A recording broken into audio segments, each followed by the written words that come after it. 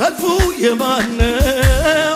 ቅዱስ እግዚአብሔር ያንተው ነው። ውጊያው የማነው?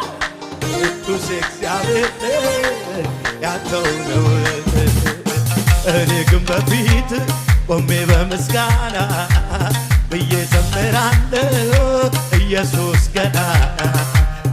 እኔ ግን በፊት ቆሜ በምስጋና ብዬ ዘምራለሁ ኢየሱስ ገናና።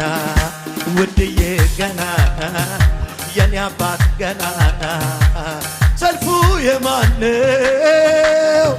ቅዱስ እግዚአብሔር ያንተው ነው።